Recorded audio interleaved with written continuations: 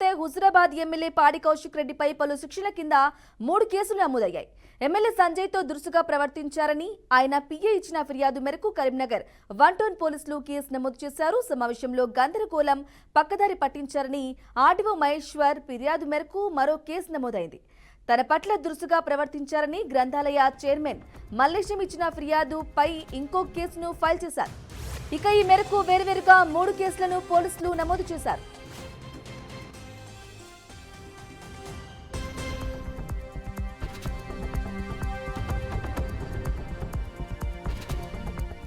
కాగా నిన్న కరీంనగర్ కలెక్టరేట్ లో అభివృద్ధి కార్యక్రమాల సన్నద్ధతపై నిర్వహించిన సమావేశం రసాభాసగా మారింది.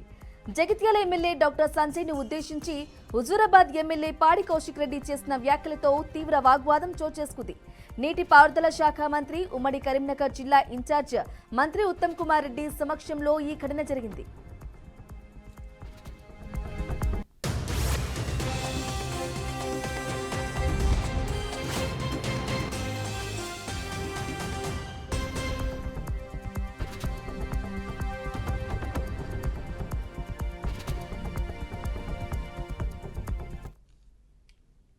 రైట్, బ్రేకింగ్ న్యూస్ చూస్తున్నాం. హుజూరాబాద్ ఎమ్మెల్యే పాడి కౌశిక్ రెడ్డిపై 3 కేసులు నమోదయ్యాయి.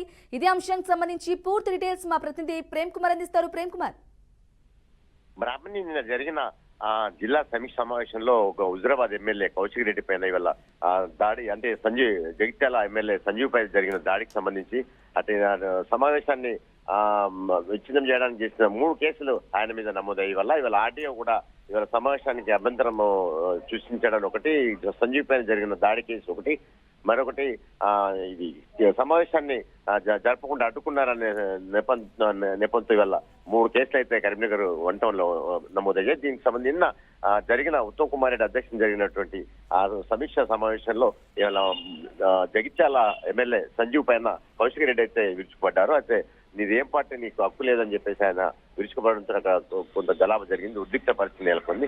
పలువురు ఎమ్మెల్యేలు కలిసి ఆపినా కూడా ఆయన ఆగకుండా అతనిపై దాడికి దిగడము ఇక్కడ చర్చించడం మారింది. దీంతో అక్కడ ఆ 3 కేసులు అయితే ఇవాళ కరీంనగర్ జిల్లాలో ఆయనపై కౌశిక్ రెడ్డిపై 3 కేసులు అయితే నమోదు చేశారు. ఆయన మరి అంటే అరెస్ట్ చేసే అవకాశాలు కూడా ఉన్నట్టు కూడా తెలియవస్తుంది. రాముని అయితే ప్రేమ్ కుమార్ చెప్పండి, తనపై నమోదైన కేసులకు సంబంధించి కౌశిక్ రెడ్డి స్పందించారా? ఇంకా స్పందించలేదు బ్రాహ్మణి. అయితే తను నిన్న జరిగిన దాని మీద అని తెలుసు ఆయనకి, ఇవాళ విషయం కూడా తెలుసుకున్నారు. అయితే ఇంకా స్పందించలేదు, తను ఏమాత్రం స్పందించలేకుండా అయితే హైదరాబాద్ వెళ్ళినట్టు తెలుసు. ఈ కేసు సంబంధించిన సమాచారం కూడా పోలీసులు అతను చేరవేసినట్టు కూడా తెలుస్తుంది. అయితే చేరవేసిన కూడా ఆయన ఇంకేం స్పందించలేదనే సమాచారం ఉంది. Brahmani. Right Prem Kumar, thank you for the updates.